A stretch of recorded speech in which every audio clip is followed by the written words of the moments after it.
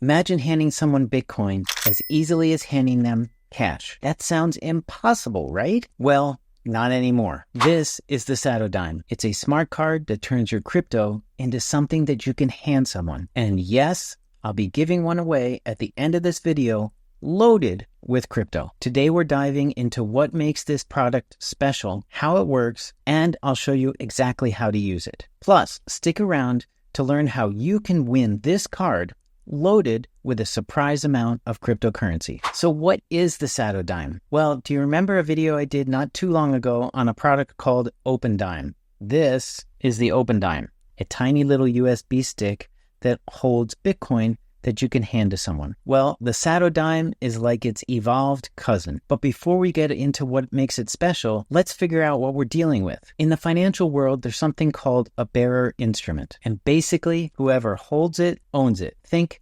cash, casino chips, or even things called bearer bonds. You hand it over and ownership transfers. Simple. What makes the Satodime fascinating is that it brings this concept to over 1,000 different cryptocurrencies. Built with the same technology as your credit cards and SIM cards, it packs 3 secure vaults backed by military-grade encryption. The best part is, unlike other solutions, you can reuse your vaults over and over again. Empty it, reseal it, and start again indefinitely. Let's look at a real-world application. Let's say you owe your friend $100. You could A, hand them cash like it's 1999, or B, deal with complicated cryptocurrency addresses on your phone, or C, simply hand them this card. Once they finish laughing, you tell them that there's $100 worth of Bitcoin on this card, and they'll begin to take you seriously. And with Satodime, as soon as you let go of this card, the payment is settled. No blockchain waiting times, no transaction fees, and completely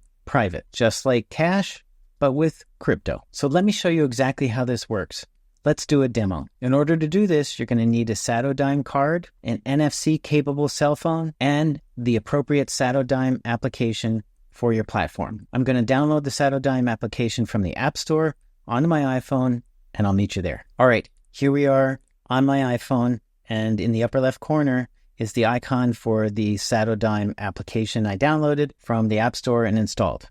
So let's go ahead and open that, and this is how it starts.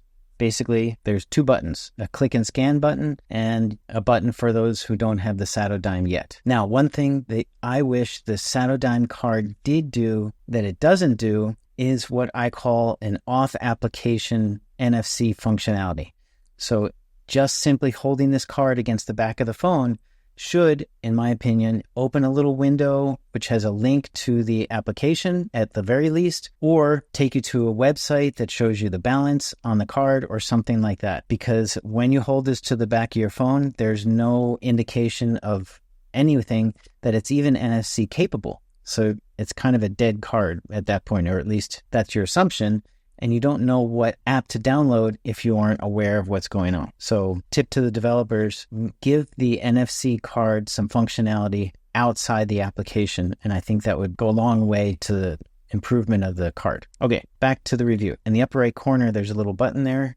Let's see what we have. We can transfer ownership. Well, we don't own the card yet, so we can't do that. We can collect info on the card. Can't do that. And then there's some other settings in there that you can look at. So let's go ahead and press the button to click and scan. I'm going to scan the card. And there we go. This screen here is saying, we don't own this card. I just got it handed to me, or I just took it out of the package. And we need to accept ownership of the card so that we can manipulate the vaults inside the card. But I wanted to take a second to see what else we can do on this screen. We can look at the vaults and check the balances, even though we don't own the card. And there happen to be 2 vaults here, one for Ethereum, one for Bitcoin. And there is some Bitcoin on the card, and then there's an empty vault. And if we press this menu button in the top right corner, we go back to this menu that we were at before. We can press the info button, and in this area, we can verify that the card is genuine. There we go. Card authentication successful. So this is a genuine Satodime card. It does have a balance, and I can find all this information without accepting ownership of the card. But we want to accept ownership of the card because we want to manipulate the vaults and add crypto so that we can give this to somebody. So I'm going to go ahead and cancel. No, I'm going to go back to this menu, transfer ownership. I'm going to accept. It's probably going to ask me to scan the card again. Yes, it is. I scan it. And now we are officially the owners of this card. It's that simple. Now the fun part. Let's go ahead and set up a vault. So we've got 3 potential vaults here. 2 of them are already set up. And I did that beforehand, but I left one open to show you how to do this. So it's pretty simple. You press the plus button in the middle of the vault here, and then you're given a choice of cryptocurrencies to send to that vault. You can choose Bitcoin, Ethereum, Litecoin, Bitcoin Cash, Counterparty, which is a platform that you can mint your own coins, or Polygon/Matic. I'm going to pick Bitcoin here, and it says once the vault has been generated, the corresponding private key is hidden in the memory of the card. The private key is not shown to you unless you unseal the vault after it's been set up. I will show you that in a minute. All right, we don't want to switch to expert mode. We don't want to use testnet. We don't want to add our own entropy. We just want to let the entropy of the card determine the private key. We're going to create and seal. There we go. Congratulations. You just made your very first Bitcoin vault on the Satodime card. Show the vaults, and there we go. This is a Bitcoin card. It does not have any funds. I press the plus button. There's the deposit address to add funds to this card. It's native SegWit, which is nice. And then we can go back to the vaults. I already have 2 vaults on here. So basically, what you would do is send Bitcoin or whatever cryptocurrency you chose. And incidentally, the Ethereum option for the vaults is not just Ethereum. It's the Ethereum virtual machine. So any blockchain that is compatible with the Ethereum virtual machine, you can send crypto to that vault. So over 1,000 different cryptocurrencies are accessible using that. So we would add funds, send them to the card. Once they've been received, we need to transfer ownership and hand this card to someone. And what we're going to do is click the 3-button menu in the upper right corner, transfer ownership button, and we're going to transfer the ownership. Boom. And we scan, and that is it. I'm going to quit the application and relaunch. And now let's pretend we're on a friend's phone that we want to give the $100 to, right? He is going to click and scan. Card is scanned. And now your friend takes ownership of the card, presses accept, scans the card once more, and voila. Now your friend owns the card and all the Bitcoin and crypto that are in the various vaults. And of course, they don't all have to be filled. You could just have one vault filled. The neat thing is your friend can erase these vaults after they've swept the crypto and add crypto to the card and regift it to somebody else on down the line indefinitely. So while you had to buy the card for €25, nobody else has to pay anything. Even transaction fees, when you hand it to somebody, are free because there's no transaction fee. Because there's no transaction. Okay, once your friend has accepted ownership of this card, what they're going to want to do is get the crypto off the card, most likely. So what they have to do is unseal, if you see that button right there, unseal the vault and sweep the funds into their own wallet. And if you look carefully, the Ethereum wallet says that it's empty. I'll show you how to work with that in a minute. We're going to start with the Bitcoin vault. We're going to unseal it. Then we're going to take the private key and sweep it to a different wallet. And I'll show you this whole process. So we press the unseal button. It says, you're about to unseal the following crypto vault, vault number 2 with this much Bitcoin. Unsealing the crypto vault will reveal the corresponding private key. You can then transfer the balance to another wallet using the private key. Okay, this action is irreversible. I'm going to unseal, scan the card, and then press the show private key button. Now, we have some options presented to us on this screen. Show private key, a legacy key. Show private key WIF, that's for transfers. Or you can show the entropy that was used to create the private key. And then if you need more detailed instructions for this export, so to speak, you can press the bottom button. How do I export my private key? It takes you to their website with more detailed instructions. I've gone through them and I've done this process. You can use Sparrow wallet, which creates a transaction, or you can use Electrum wallet, which simply creates a wallet with access to those funds with no actual transaction. So let's go ahead and look at both of those. Okay, first we're going to start off with the Sparrow wallet. Here we are at the home page, basically, or the welcome screen for the Sparrow wallet. This is the application you use to import a private key to make a transaction, to sweep the funds from that wallet to your own wallet. So you're going to need to generate an address to receive those funds first. Then you go into the Sparrow wallet and follow this protocol. Using the menu at the top left, the menu choices are Sparrow, File, View, Tools, and Help. In the Tools menu, if you click that, one of the options is Sweep Private Key. You can't see that. Sorry, it's off the screen. I'm going to press that, and I get this window, Sweep Private Key. This is where you're going to paste the key from the Satodime Bitcoin vault, okay? But in order to sweep the funds, you have to paste an address into the destination area, sweep to, but let's go ahead and get that private key. And I'm not going to sweep this because I'm going to show you the Electrum wallet, which I think might be a better alternative, and I'll explain why. So what I'm going to do on the screen where we were just at is I'm going to say show or select show private key WIF, scan the card. It shows the private key. I'm going to press copy to clipboard, and then I'm going to paste that into this window. And then, if you noticed, down here in the lower right, a create transaction button became blue, and I can create a Bitcoin transaction that would sweep all the funds from this private key or this wallet, Bitcoin wallet, to the address that I put in here. I can set a fee right here, and right now it's at 5, and that's it. And then the funds would end up in your wallet. Easy peasy. But there are some transaction fees involved. So let's go ahead over to the Electrum wallet and see how that works, okay? Okay, here we are at the Electrum wallet, and this is the opening screen with a default wallet selected as a potential starting point. But we're going to call this DIME for dime. Press next down here in the lower right. We're not going to create a standard wallet. What we're going to do is import Bitcoin addresses or private keys. So we're going to select that item, go down here and press next. And this is where we're going to paste that private key that was shown to us by unsealing that vault. And I'm going to copy it and paste it. There we go. Okay, now here's the tricky part. This part of this number is the private key right here. Okay, right here.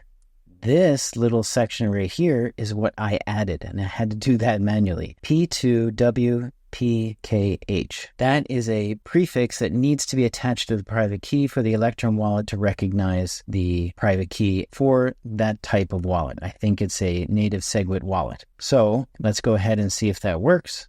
I'm going to press next. I'm going to add a really secure password. It's yelling at me because it's very weak. And what do you know? We have access to our funds.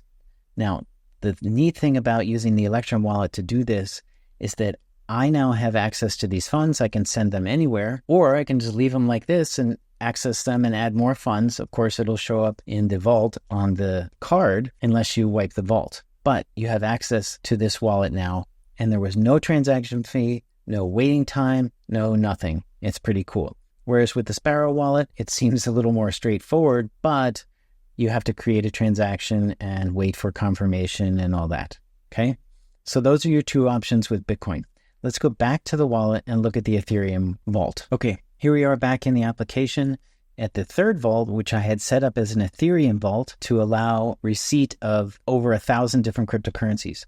Unfortunately, when you send something that's not Ethereum itself, it doesn't show up in the vault as on the balance. So it looks like it didn't go through.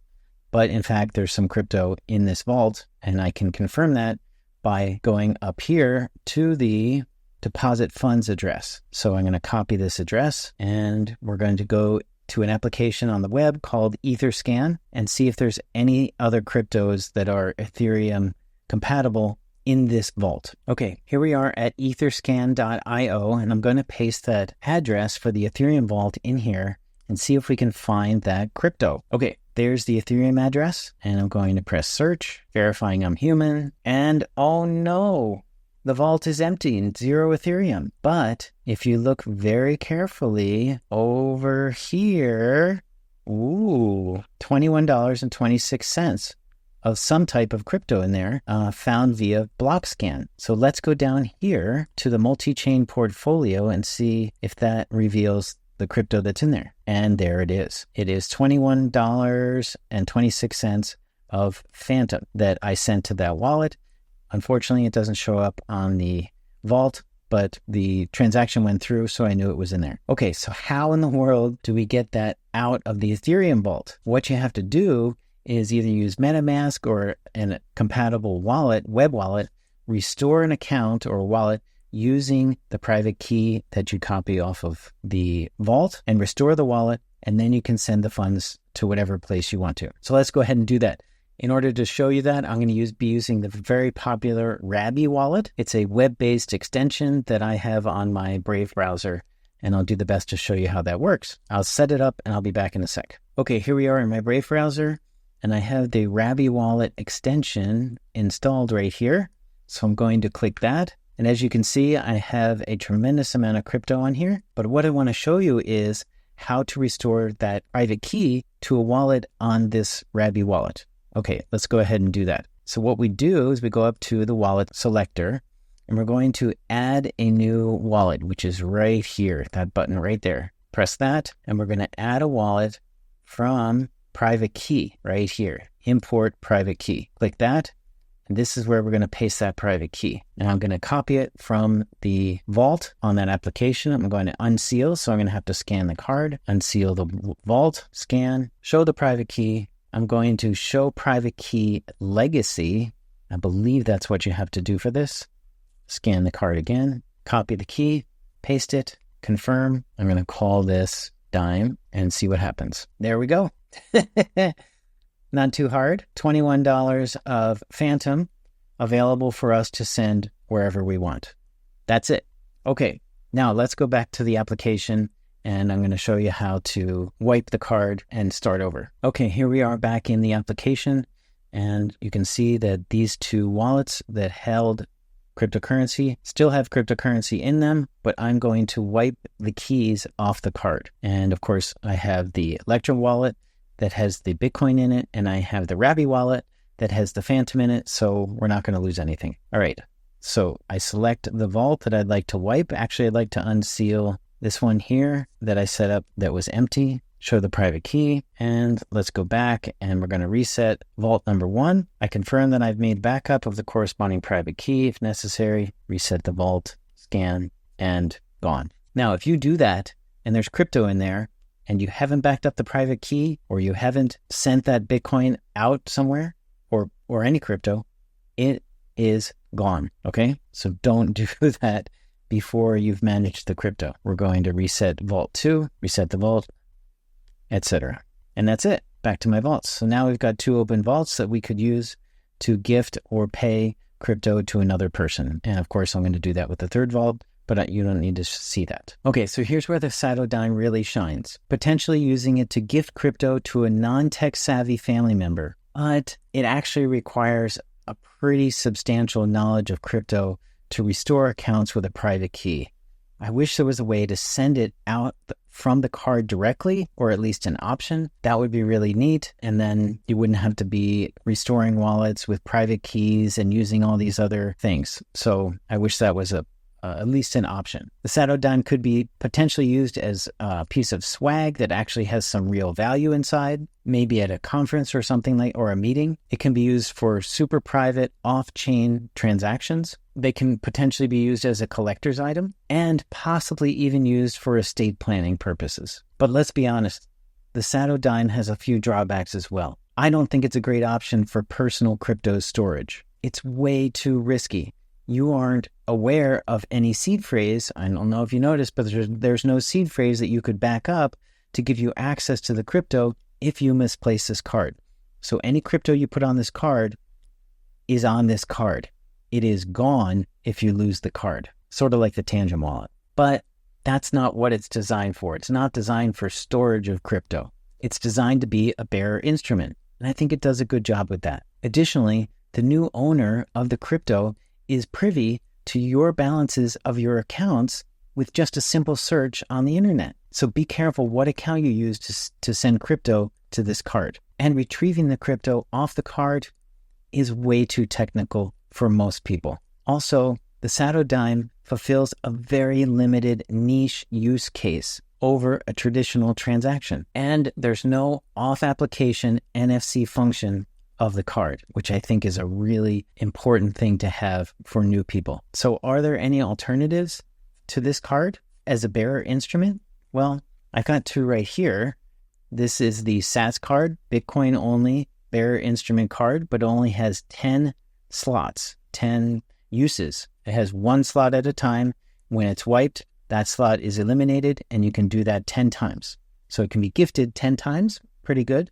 It's also about half the price of the Satodime, but the Satodime is useful indefinitely. And of course, the Open Dime, which has one slot and can be used one time. That's it. Those are the only alternatives that I know, and the Satodime is head and shoulders in functionality above the others. While the Satodime isn't perfect, it's currently the most versatile crypto bearer instrument that I'm aware of. The technology is impressive, even if the use cases are somewhat niche. If you're looking for a way to hand Bitcoin to someone or any other cryptocurrency, this is your jam. Now, about that giveaway. I'm going to load a bunch of crypto onto this card, and it could be yours. Here's how to enter. 1. Subscribe to the channel, and shame on you if you haven't. 2. Leave a meaningful comment down below, and the winner will be picked randomly in 1 week. Let me know in the comments how you would use the Satodime. Would you keep it, gift it, or even trade it? Thanks for watching. Good luck, and I'll see you in the next video.